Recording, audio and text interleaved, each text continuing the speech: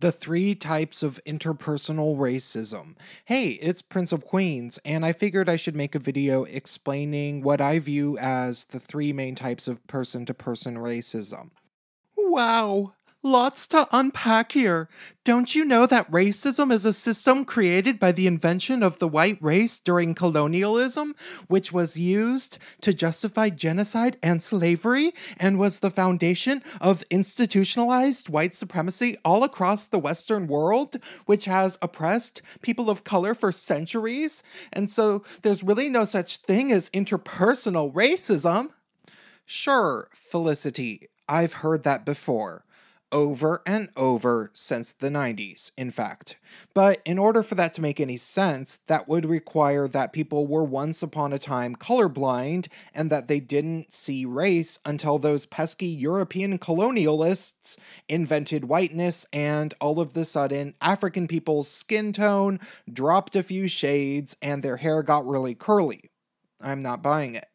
Thus, we have to be realistic about interpersonal racism, which is something that not a whole lot of people are willing to do in the current year, so I figured I would be meticulous about it.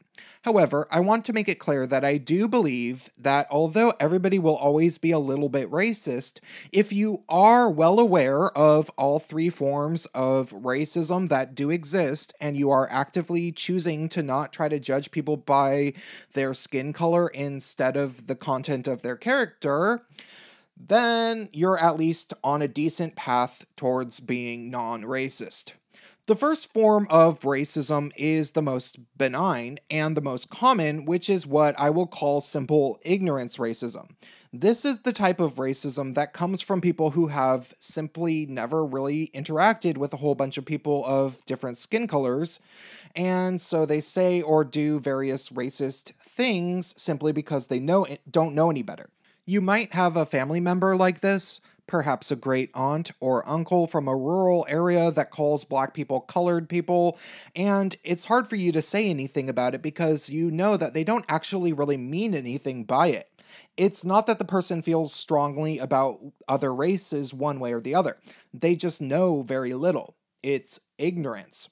This is the same type of thing which occasionally inspires black people to get angry at Europeans who don't speak English very well, because the European might refer to black people as a Negro or something, simply because they got confused about language and they don't know how sensitive black Americans are about such things. Ignorance racism is a strange one because it is dependent upon somebody not really knowing racial minorities from firsthand experience. So if they do end up hanging out with said racial minorities, their prejudices could easily develop into the second or third types of racism.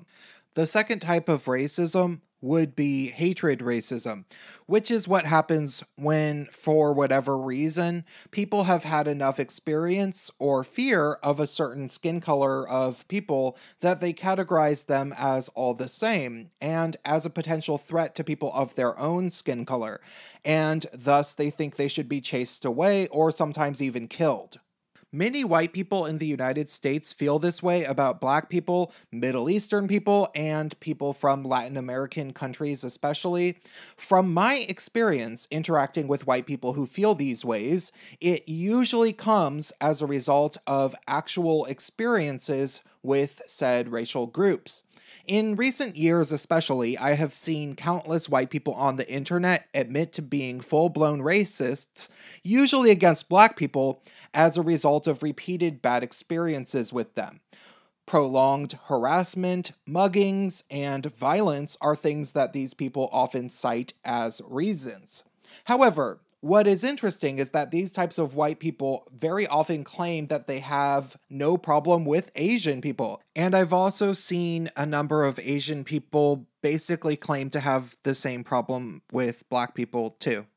That all said, if people have had experiences with skin colors and they have chosen to dislike said skin colors, it's hard to come up with a way of trying to get them to no longer hate that skin color. Because how do you change somebody's mind about things they've actually experienced? They have to do that on their own, kinda. I mean, you can lead them into the direction of reasons why they should maybe be less hard on certain communities due to experiences people in that community might have had, but I don't know. Ultimately, they can make up their own mind, and they will.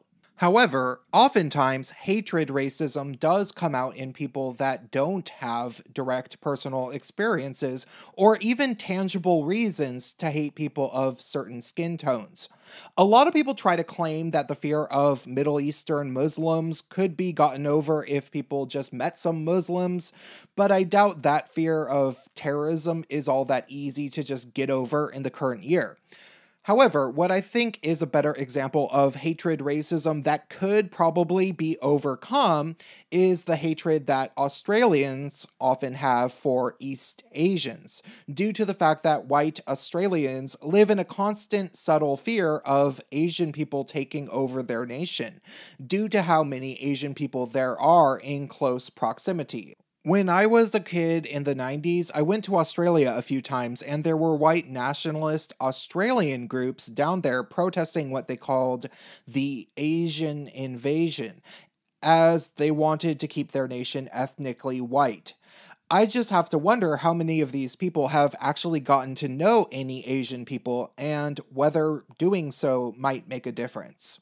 Finally, the third type of racism is one that I basically never hear people talk about and is a bit hard to define, which I am going to refer to as obsession racism, which is what happens when people try so hard to be racially sensitive or maybe anti-racist that they end up being racist as a result because they end up basing too much of their mental energy fixated on race. You see, in many areas of Western culture, many people have learned that they can capitalize greatly on appearing non-bigoted.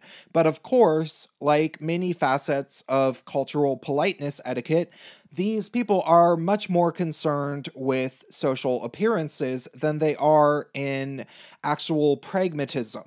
These are the types of people that can be convinced easily by a black sociology professor that only white people can be racist, and that all white people are racist, and that therefore the least racist thing that a white person can do from that point onward would be to declare oneself a racist.